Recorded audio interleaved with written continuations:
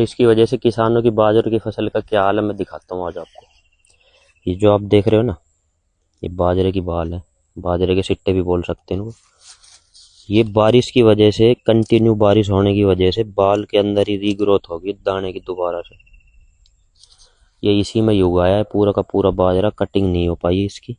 देखो पूरा का पूरा खराब हो गया है।